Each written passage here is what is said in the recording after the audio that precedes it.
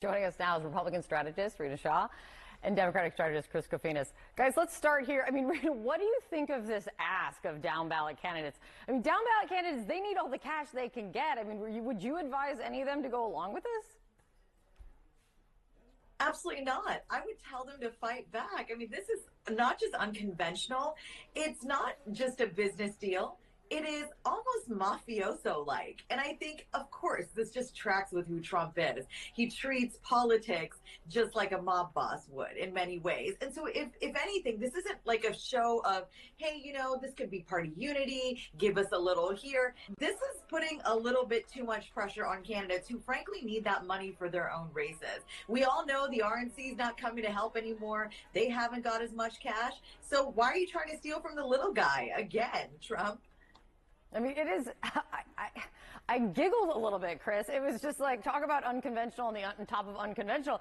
I saw in the Politico reporting, and Steve was talking about this too, the Trump officials, they're insisting that the purpose of the 5% split is not to raise money for themselves, but to dissuade scammers from using Trump's brand without permission. I mean, what do you think? Maybe novel fundraising strategy or something more desperate? I don't know if it's desperate. I mean, it could be. I mean, I think there's a couple things. Clearly, he's got a money problem. He's gonna lose the money race. I think that is already clear.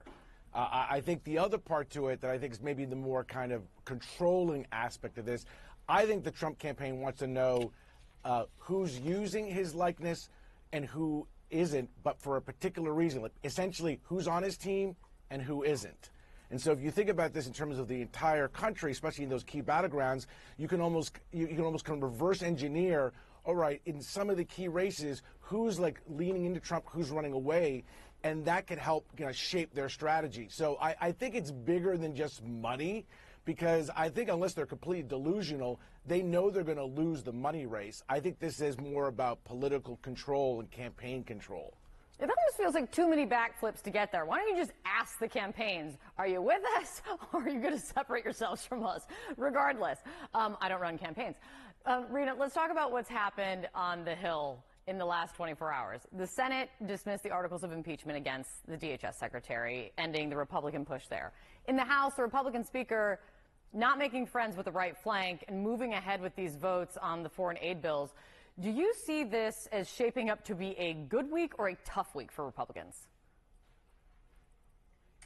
All indications tell me this is actually a really good week for Speaker Johnson. I mean, he's been plowing through despite all the naysayers, despite the wannabe revolt from the right flank of his that he's got to ward off every minute of every day, it seems. I do admire his sort of courage to go ahead and keep trying to legislate. I mean, splicing border security away from foreign aid seems like the best possible option for him. And look, I have to remind folks, Marjorie Taylor Greene is threatening to get rid of the speaker altogether. Why?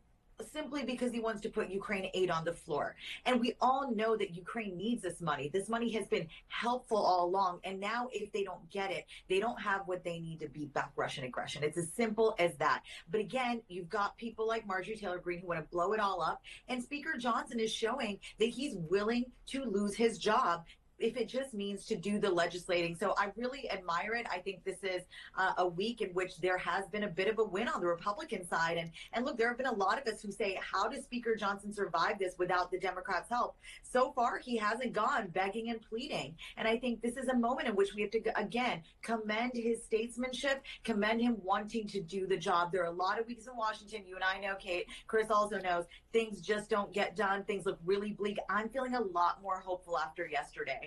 Interesting. Chris, I mean, you worked on the Hill for years. I chased you around on the Hill for years. I want your take on this week. And in doing so, let me play what Nancy Pelosi said last night about Mike Johnson on CNN.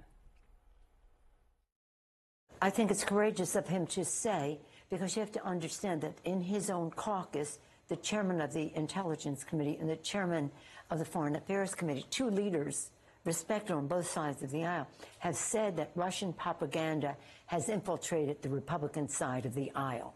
So he has to deal with that. And for him to say that the democracy in Ukraine is an issue that we must support is a bold statement. She's praising him and calling him courageous. I mean, what's your take on this week, Chris? Well, I mean, this is a classic battle between policy and politics, to say the least. I think politically, it's going to be a tough position for him, because if you look at some of the recent polling, the Republican Party, Republican voters are not supportive of Ukraine, and so that is what's fueling a lot of these Republican base extremists, if you want to call them that, whatever. And that poses, obviously, given their slim majority, a real political problem.